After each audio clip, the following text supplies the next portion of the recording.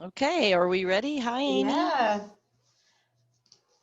Hi, everyone.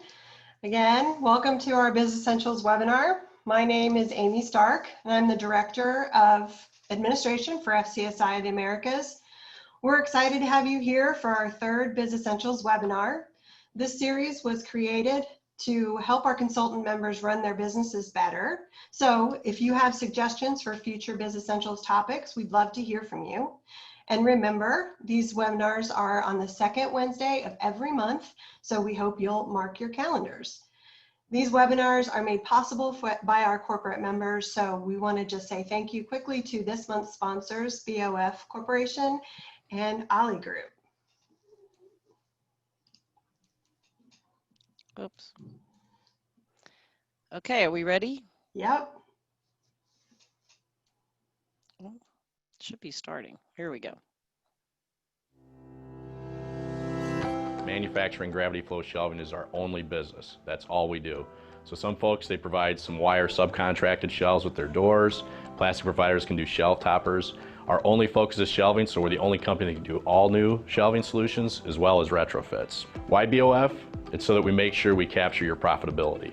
Our customers have told us countless times that it's paid for itself in under 1 year via your increased sales, reduced restocking labor, and improved FIFO inventory. With over 60 years experience, we've basically tailored 3 basic product lines into each market we serve. It's VersaRack with convenience stores, Milk Mover with grocery stores, and Nylatrack with beer and liquor stores. VersaRack is our product line used at convenience stores and travel stops because there's such a wide array of merchandise. You have to have those 1/8" adjustments, and we can do that with either VersaSlide or VersaRoll. The 2 new huge product improvements we have is dual access glide sheets removal for cleaning. The other big innovation we have is using our narrow 1-inch upright. This allows you to gain facings with 20-ounce soda, so you have 10 facings now. And the other great benefit is even with some of the other categories, Monster, Gatorade, and 1 liters, they get really, really tight. So having that extra 1/2 inch of shelf space really makes everything flow well, and your set people don't have to do everything absolutely perfect.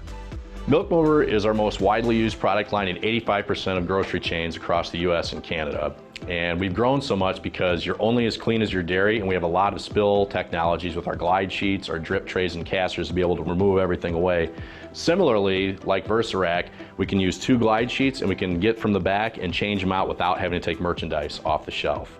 Nylatrack is BOF's original product line that stood the test of time because it can go deeper than any other product solution. We can go all the way up from 3 to 10 foot deep, so we can handle the largest beer volumes around the country. We use different types of track. We've got slide track for 6-packs and roll track for larger cases of beer.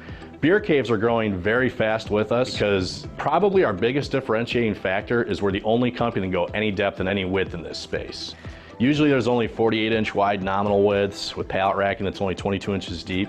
We can do 36, 48 inches deep, and we do 4, 5, and 6 foot nominal widths, and we can custom configure to pretty much any width and depth that you need to maximize your merchandising space. At BOF Corporation, our latest innovation is our grocery mover. As we know, grocery pickup and delivery is exponentially growing in today's world. So we can still do a lot of the great flexible features we have in terms of sizing, and we have great lead times. We pride ourselves in our customer service, so it's our goal to exceed your customer service as the way you define it.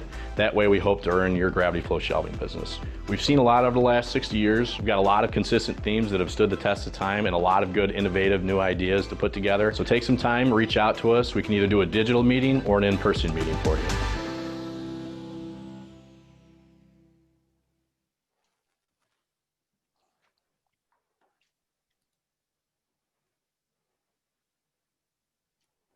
So thank you again, BOF Corporation. For those of you who are just joining us, welcome. I'm happy to be here with Debra Jasper, CEO and founder of Mindset Digital. Debra and her firm help leaders in hospital networks, healthcare organization, and Fortune 100 firms communicate with clarity and impact in a virtual age. A lot of you might remember Debra from our first webinar, and I've noticed that many of you have already updated your LinkedIn profiles from that webinar. Yay! So today we're going to learn how to improve your virtual presentations, and with that, I will turn it over to Debra. Thanks so much, Amy. I'm excited to be back and talking today, a second in our series. Already a small screen, big impact. As Amy mentioned, I am Debra Jasper, the founder and CEO of Mindset Digital. We help organizations compete in today's virtual world. We know the challenge. I talked about this last time. It's really how are we doing business and creating impact in this world of social distance where so much has changed. And at least for now, virtual is the new reality. Not forever, of course, but the impact of this crisis has really meant that so much of how we're doing business has changed. And I miss the old days, I will tell you. I was watching that video earlier and thinking, I really miss live events. So I'm going to talk today about the art of a powerful presentation in a virtual world. No pressure. And just take a guess. You know, you can type this in. Do not Google it. I'm going to count on you for the honor system. But just guess back in January how many Zoom meetings we were doing versus how many Zoom meetings we're doing these days in a day. So just type in any kind of guess and I'll hold you to the honor system, but I will share it in a little while. And I'm going to end today on some of my favorite, most kind of embarrassing Zoom fails. So hang on and hang in, and I will share that with you. But we've been talking in the Small Screen Big Impact series about how your emails and messages, your virtual meetings and presentations, really everything you do must be designed for today's virtual audience.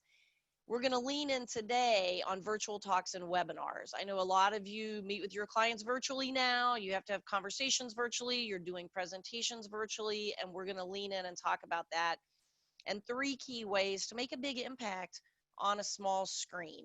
Before I delve into that though, I want to really take a moment and think about the curses that we're up against in this new world. The first curse is basically just how your clients have less time, less attention, and less space to communicate in.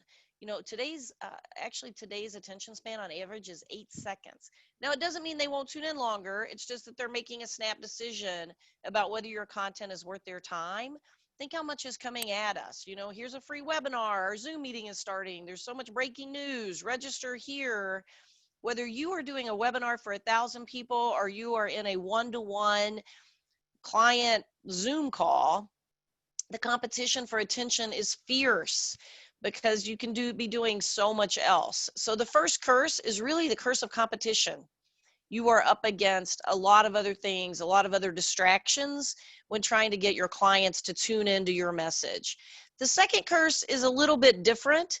You think about, look on your website and talk with Amy about all the things that you have going on in this space, and you just think about how complex your language is. You sort of talk in your tribal language, and when you do, sometimes your clients may be saying, oh, this is complicated, I will tune into this later. The second curse is the curse of knowledge. It's when you know your tribal language, your corporate language so well that you think the client understands it, and they end up kind of going, I'm confused. So, you are doing this, talking, and you think people are taking it in, and they are kind of going, I have no idea what you're talking about. So you really have to overcome that curse of knowledge and the curse of competition if you want to break through the noise and make a big impact on a small screen. So let's talk about those 3 ways. I want to start by saying you want to apply narrative structure to all of the presentations, the sales talks, everything that you're giving these days. The temptation, of course, is to start building. Okay, I'm going to introduce, here's the 3 key things I'm going to say, or maybe a key point or 2. Here's my conclusion, I'll end on Q&A. This is not how you want to design a presentation for a small screen. Instead, you want to think of your presentation as a story. So when we coach clients and how to develop powerful presentations, we start by saying, let's wireframe this. We literally use Post-it notes and we start interviewing you and saying, what is your strong opening? What do your clients care most about? How are we going to drop in a few micro moments that will engage people? We're going to talk about 3 things that capture your attention, and then we'll talk about how to come up with a powerful ending. That is what takes, when you start wireframing like this, it really does bring your presentation to life. Then you actually start the design process. So let's look at that. Let's unpack that for a moment. Strong stories have strong openings. I could have started the webinar today by saying, thank you, Amy. We're going to talk about small screen, big impact. I'm Debra Jasper. My PhD is in educational policy and leadership. I launched the first social media fellowship for journalists in the world. I was named one of the top female entrepreneurs in North America as part of the Winning Women program of EY. I've given keynotes around the world from Australia to Dubai. We've trained more than 250,000 people online, and we're all about designing for a small screen. I want you to know these things. You know, of course, I want you to know why I'm credible and my experience in leading this webinar. And I want you to know what we do. But if I started with this, hey, we do in-depth coaching and master classes, you're just going to tune me out. You know, that is not a great way to start. The bottom line is, before you start a webinar talking about you, you first have to start talking about what's in it for your audience. So don't start your presentations with your history or with your firm's history or with your background or your education, because already people will be going, all right, I have all these other things to do. It's not a great way to open. So what is a great way to open? What do you open with? Well, you really open with what's in it for your audience. It sounds easy, but it does take a little bit of thinking. I often ask these 3 questions. What is this presentation about? So what? Why does my audience care? In one sentence, why does my audience care? And now what? What am I asking the people on the webinar to do next? So I'm going to pull back the curtain. I always find these fun because, of course, I'm talking about what to do and then I have to show what I just did. And so if I said what, I kicked off by saying, hey, everyone, we're going to talk about how do you do business in this new world of social distance. So what? Well, we're in the midst of a crisis and the competition is fierce, and we're all trying to get our clients to tune in to our messages and our marketing and our sales presentations and everything else that we're sending out there. And now what? Well, I'm going to give you something of value in this presentation. I'm going to talk about 3 key ways to make a big impact on a small screen. So that's how I answered those what, so what, now what questions. Seems simple, but it does take a little bit of thinking. And that's how you want to think about your opening. Now, like any good book, your presentation or your webinar or whatever it is that you're leading also needs chapters. Even your team meetings, you want to be able to say, we're going to talk today about 3 key things. You know, there is magic in 3. There's studies around this. People feel like they'll tune into 3 things. Don't tell them it's 7 because people are already looking at their watch, right? Or their phone. So sometimes I'll start by saying we're going to talk about 3 key mandates or 3 key ways like I did today, or 3 fast fixes. It's basically the magic in 3. So today I said we're going to talk about 3 key ways to make a big impact. That is my signaling up front. And then I said, all right, basically chapter 1, we're talking about how to apply narrative structure. That's a little breadcrumb. So now you know, oh, we're in chapter 1. Studies show that people can't help but tune out up to a third of the time. You know, we're just distracted. When you do chapters and you say, we're going to give you 3 things, when I do this live, people pick up a pen. You can just tell people are like, oh, 3 key things. I'm going to take notes.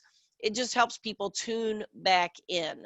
So like any good book, you wouldn't read a whole book without chapters. You really need to break your content down so that people can take it in. And really, our audience has no patience for meandering. So it does help you stay on track and helps your audience follow along. When you do the magic of 3, you're keeping the value front and center. So be thinking about that. I often encourage the folks that I work with on presentations to drop in micro moments. So those can be small things. Maybe you're going to ask a question. So I started by saying, hey, any guesses how many Zoom meetings we're having today? I'll tell you at the end. So a little foreshadowing. Maybe you'll start with a poll. I do that sometimes. I would make it a relevant one.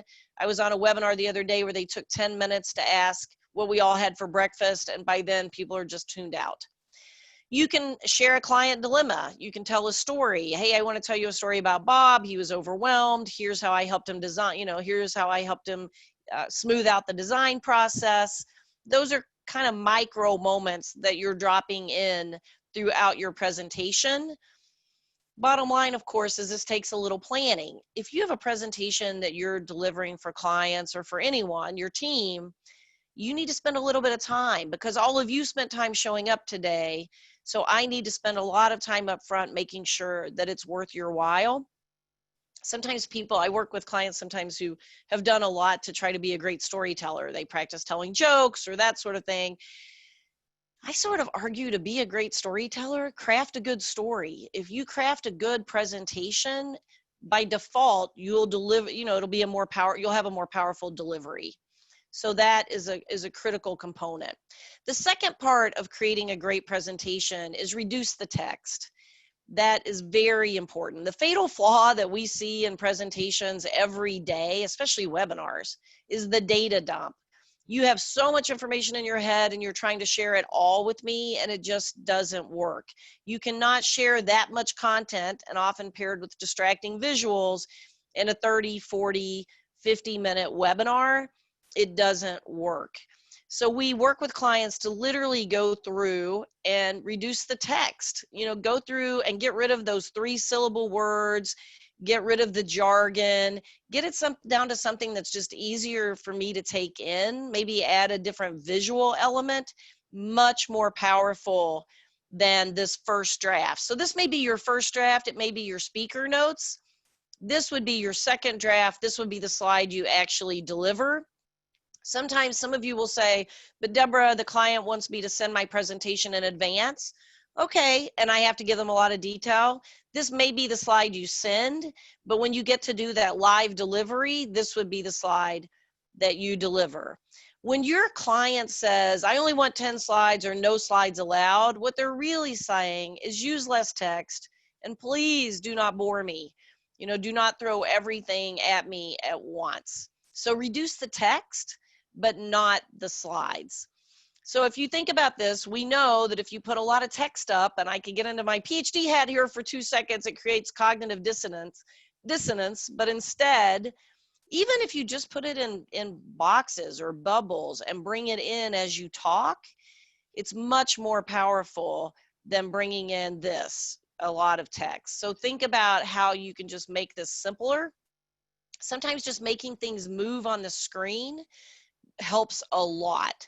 So think about that as well. At Mindset Digital, we have a deep philosophy around slides are free.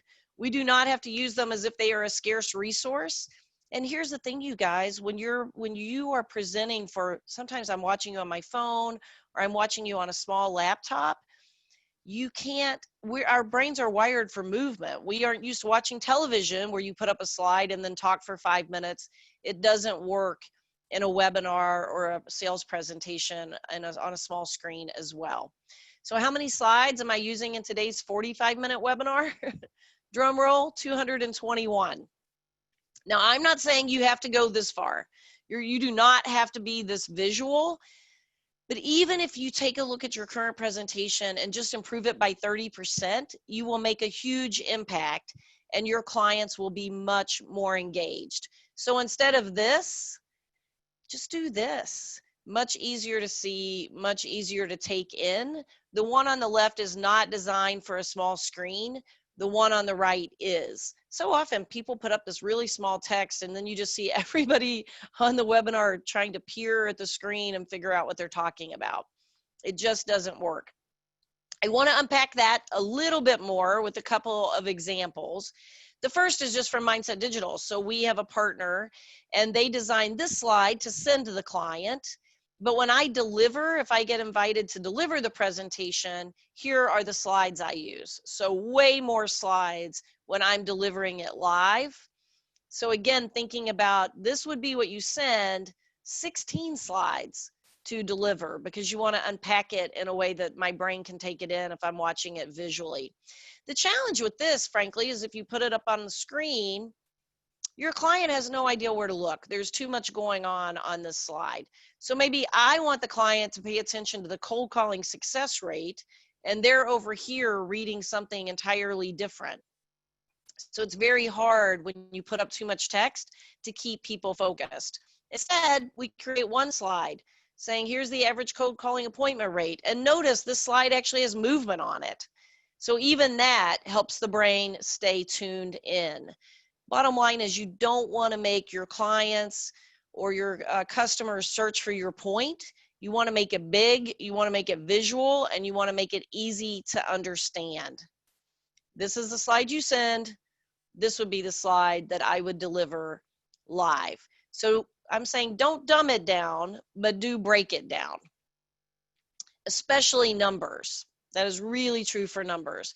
So before I jump into this section, just a reminder, if you have questions, please type those into the box, and then I will take questions at the end. But if you have a particularly difficult presentation dilemma, or you're wrestling with how to start, or you just have some questions about as you're thinking about the ending, just type those in. Let me know any questions that you have. Let's think about numbers. You convey a lot of numbers. You, again, want to bring those in as you talk. Do the math for me. So instead of putting up a difficult spreadsheet, you may bring in the numbers one at a time so I can see the growth year over year. I'm going to say this one more time because it's really critical. Bring the text or numbers in as you talk. And then here's the other thing that does. It helps your seeing and hearing channel work together. I can't read ahead of you. I have to follow along at the pace that you're talking, and I'll explain why that matters. We were working with a hotel client, and they wanted to do revenue performance. This is just a made-up name, but they wanted to do revenue performance and put up numbers like this. Instead, we said, bring these in at a little at a time and explain, here you have double-digit growth. Why? Because of food and beverage and meeting rentals. And then you bring in the next section, and then you unpack that section. You don't want to make people puzzle through. You want to unpack it in a way that they can take it in. So instead of a slide like this, you could do a slide like this and make it very easy for me to get the point. Here, you're just conveying a lot of data that's hard for me to take in. Here, you're giving me a graphic that actually has meaning. So be thinking about that, especially I have a whole deep dive 3-session masterclass in this where we talk about graphics. You can't tell me, you have to show me, and simply putting up complex graphics does not work. Especially putting up things like this, that definitely does not work. And so notice the spreadsheet on the left that I can't see on a small screen, impossible to talk through. A spreadsheet on the right where you're making everything bigger and you're showing me the growth as it comes in, much easier for me to follow. One quick fast fix in this is increase the font. In the old days, they said, your type should be 18 points. Well, on a small screen, when you're designing for a small screen, I use 80-point type all the time. It also forces you to get the fewer words and forces you to reduce the text. So think about how small the screens are that people are watching your presentation on, and then think about how to design that accordingly. The final shift is say dog, see dog. And here's what I mean by that. If you were talking about a dog, you need to show a dog. Again, seems simple, harder than it looks. This goes into the science of your seeing, hearing channel.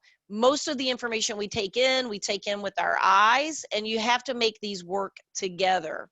So if I'm giving you data on a smartphone, how often people use their phones, show me, put it visually in a phone. If I'm giving you data on pizza sales, show me, put it in a pizza. If I'm talking to you about drinking coffee in a restaurant, show me a coffee cup. Again, seems simple, but very often we write our we privilege text. So we write a lot of text versus showing visuals. We have what we call the 3-second rule. It's very simple, simple to say, hard to do. If I cannot make sense of your slide in 3 seconds, then you need to rework the slide. It really, especially for a small screen, it needs to be very simple, very easy to take in. And I will tell you, simplicity is hard. So getting to simple requires some thinking, but has a huge payoff when you're designing for virtual delivery. I want to show you another example from our client, Accor Hotels. They let us show this example. This was one of their sales presentations around the Fairmont brand. And again, so some nice visuals here, but a lot of text. So bringing it in as you speak and reducing that text is much more powerful. And then we said, you have beautiful images. Let's make these bigger. Let's really blow these up so that I can feel like I can feel like I'm there. I see myself sitting on the beach or playing golf in Scotland or, you know, in the pool. Which, doesn't this make you miss travel? It does me. And then bring in maybe a compelling quote from a client, much more impactful. So this may be the slide they send in advance, but if they're doing a live presentation, these slides on the right are much more compelling, much more powerful. Here, you're giving me a lot of detail. Here, you're making meaning for me. And that is what it's all about when you're designing for a small screen. You do want to think about, basically, you're, instead of telling me, you want to show me. And that is powerful. You really want to show me a story. Stories make meaning. Our brains are wired too for stories. We're 7 times more likely to remember stories. And we're more likely to remember when you make key points in more powerful ways. So don't just label. Here we have chapter headings: the Fairmont brand, the Fairmont portfolio, Fairmont qualifications. But this is labeling. Instead, make your point of view, have a point of view, you know, the world's leading destination, a proven record of excellence. It's just, you want to convey an argument that drives the meaning that you want the client to walk away with. So be thinking about conveying your point of view in those chapter headings, especially a point of view that's easy to take in on a small screen. And a final note to this section: own the ending. You'll hear me talk about this, or you'll watch me demonstrate it. Actually, I did it in the first webinar. I'll be doing it in the last one. Compelling presentations leave you wanting more at the end. The best way to do that is not to end on questions. Why? Because sometimes people have questions you can't answer, or there aren't any questions, and then it kind of takes the energy out of the webinar or the sales call. So don't end on questions. Instead, you say, I'm going to wrap up, but first, what questions do you have? And that way you can leave your client with the most compelling things that you want them to walk away with. End on a high note. The bottom line in all of this, of course, is that our audience has changed. Expectations have changed. So we have to think about how we communicate, how we present, and do all of that in a more powerful way if we have any hope of competing in this new virtual world. I also highly recommend that you end every presentation with 3 next steps. This goes back to the so what, now what? So you need to know, what are you asking the client to do next, and give them 3 next steps. You know, and for me, of course, I'll be giving you next steps around what did I talk about today. So the next time you design a presentation, apply narrative structure, reduce the text, not the slides. So the next time, just go to, I encourage all of you to go to your presentation right now and think about, how many words do I have on a screen? And can I get rid of some of that jargon? And can I go down and just make it more powerful? And of course, say dog, see dog. So am I talking about things but not showing them? If I am not doing that now, how can I better illustrate the key points that I'm making with the client? And by the way, this is my dog Mojo. He's a rescue, and I adopted him, and he is just as cute as that right now. So you will be getting, we have a 5 fast fixes handout. We will be sending that out after this webinar. If you missed the LinkedIn handout, we can resend that. Just let us know. And then the next webinar I'll be doing is on how to write for action, and we will have materials for that as well. Of course, a 45-minute webinar, I could not cover everything. I didn't get into storytelling. Sometimes when I do these sessions, the deep dive, I'll talk about settings and how, you know, conflict and resolutions, and how do you get to change? How do you apply the passion that you have for in-person to virtual delivery? So I give some fast fixes around what works virtually and what doesn't. I even talk a little bit about background, which if you haven't looked at Room Rater on Twitter, you should, because they're always, it makes you nervous. They're always actually judging your background, people's backgrounds, sometimes good, sometimes not. If you have questions on any of this, of course, you can always link into me. And I want to hear, as you're making changes to your presentation, just let me know. People sometimes send me new slides, so please link into me, and I would love to hear what you're doing. And as I promised earlier, I am going to wrap up with some fun Zoom fails, just some fun stories. But first, see how this works? What questions do you have? So Amy, if there are questions coming in, I'd love to hear them. Or if you have questions, I'd love to hear yours. Well, I do have one. This is from Steve, and he says, we often have to present our very detailed scope and fee proposals with clients. Is it best to send them the detailed proposals and then show them just the proposal headers on the screen broken down into phases? Yes, that is a great question.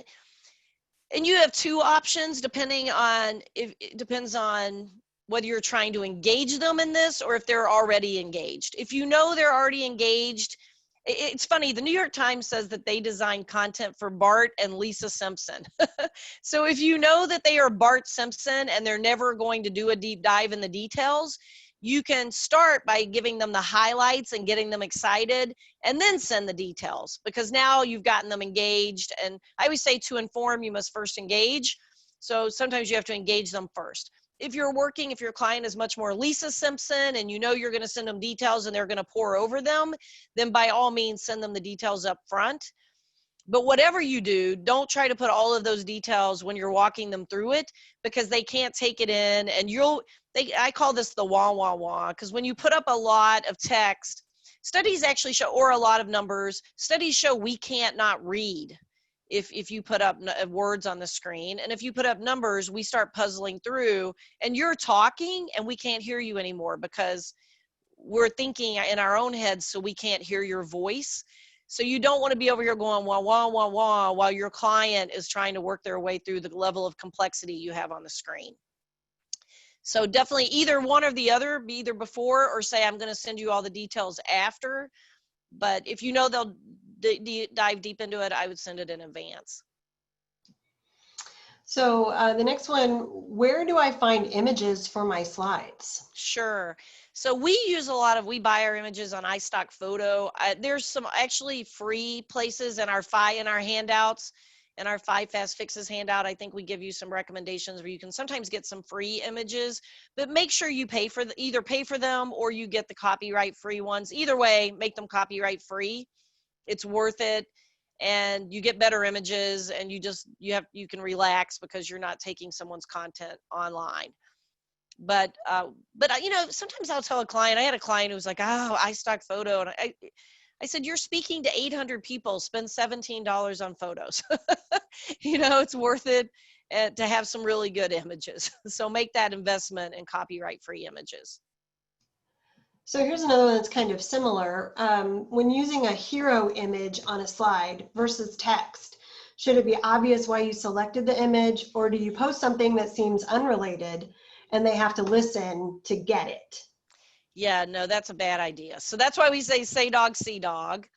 And we do believe show me whatever it is you're talking about.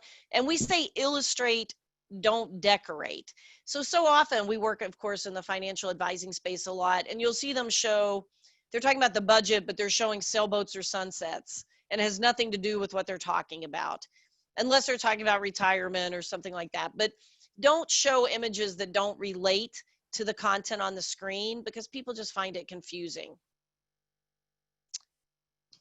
Okay, let's see, next one. How do you find a way to communicate a lot of detail in a presentation versus having the handouts? Sure. So this is what I was showing you with the unpacking. I think the Accor Hotel example is a really good one. You don't have to get to that level of detail when you're delivering live, but you do have to get to it in the handout. So often we tell clients, here's a tip. We just say we'll have slides. The detail will be in the handouts. We don't have slide documents. So we're not going to send you the slides, and they will also be the document. So I would avoid that. So this one comes kind of similar on that. Tips for conveying the financial information without losing the message or getting confusing. So obviously we're going to be doing some of that in our presentations. How do we get that information without being all confusing? Yeah, and that's where I was really walking people through back here on the, really walking people through when I was talking about the numbers. I think this is, I want to just show this one more time because I think it's really important. When you start looking at this, you'll see that I'm explaining the numbers. I have a little box that comes in and says, look, here's double-digit growth, and look at this. This growth right here reflects food and beverage growth or meeting rental growth. So, and then here's what you're seeing here. So notice in all of these, I didn't just put this up because this is going to overwhelm me. I literally walked people through what are they seeing on the screen and what's the meaning. So it goes back to really unpacking that financial information. Or so often people do these slides, these graphics you can't make sense of. Take out, notice I took out all the extra content that doesn't matter. Just make it very easy for me to see the key point. That makes meaning for me. So I hope that part was helpful. Yeah. I have one last question that I think is a good one. Should you use your firm's header and footer on your slides or ditch it? Yeah, so that's so fun. And we we often say, and I know I'll get in trouble for this, we believe in branding, but we also believe that templates can be evil. And that means if I'm seeing the same thing on the slide every time, one, it just gets boring. If you're putting a lot of unnecessary clutter on, two, I don't even know where to look. We had to coach someone the other day, or it was a while ago now, but he wanted to put the date on every slide. I'm like, if your people don't know what date it is, you don't really have to tell them on every slide. So just trying to get rid of some of that clutter. You can put the logo, if you really want to keep the logo front and center, put it on your title slides. Where I have the shift 3, you can put it there, but you don't need to put it on every single slide because it's just unnecessary clutter. You want your slides to be clean. You look at a slide like this where I'm saying everything you do, you have to think about designing for a small screen. If I had the date and the logo and all kinds of things on it, it is just hard for me to take it in.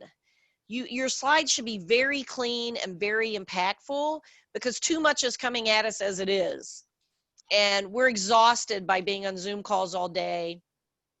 Our clients are not only distracted, but they're distant and we're distressed.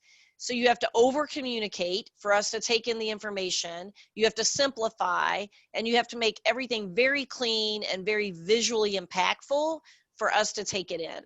The good news, and I want to go back to that one data point where I get into this in our master classes, but if you give me facts, it lights up 2 areas of my brain. If you give me stories, you unpack a story, it lights up 5 areas of my brain, and I'm 7 times more likely to remember it.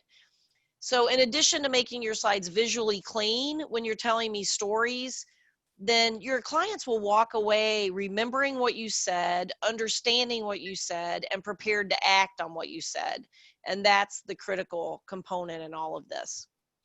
So, okay, so can I wrap up? Yes, you can. Thanks, Amy. Yes, I appreciate it. So everything you do must be designed for a small screen. So that is very critical. My next webinar, I'll be talking about how to write for action on a small screen. So I hope you can join me in December for that. That will be the last in the series. I love that webinar because we'll talk about how to break through the noise even in your email campaigns or even just one-to-one emails to clients. Because I don't know about you, but I often ask in my live keynotes, I used to say, how many of you, first thing you do in the morning is figure out what you can delete without opening it? And all of us raise our hands, and because we're just in triage. These long emails come in, and if you're like me, they get into my to-do Saturday pile, which eventually becomes my to-do never pile. So if you are sending out emails to your clients, if you're trying to do email campaigns to get meetings, if people aren't responding to you, heck, if even your own team members are not responding to you, I'm going to give you some tips on how to help you break through the noise and get to what we call SOS, which is everything that goes out the door should be short, organized, and skimmable. And we'll talk here too about how to reduce the text, I feel like the old skill was how to talk on the phone, and the new skill is we are writing for the phone. We're presenting for the phone.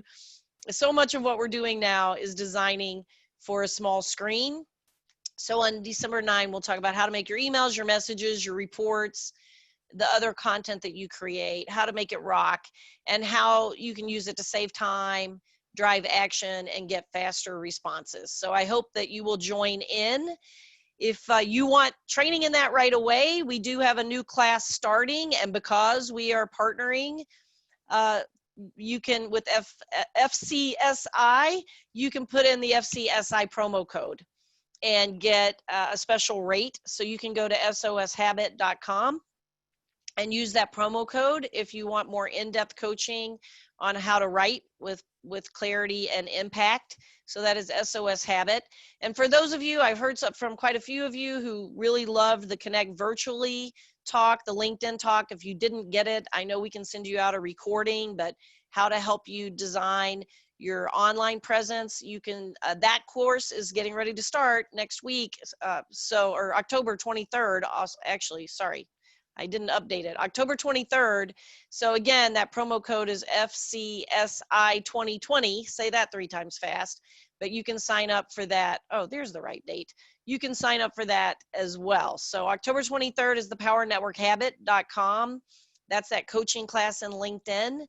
And we've given all of you members a special rate if you want to get coaching in your LinkedIn profile. So FCSI 2020, go to powernetworkhabit.com. So as promised, I want to talk about these my favorite Zoom fails, and I'll give away the answer to Zoom calls. It's up to 300 million. No wonder we all have Zoom fatigue. And then when you think about some of the fun stuff that I've just seen lately, I'm trying to save these. If you have any of these, send them to me because I'm collecting them. Here's a woman, I feel like I could do this because I have my dogs here all the time. Started talking to her cat in the middle of a 68-person Zoom meeting and wasn't muted.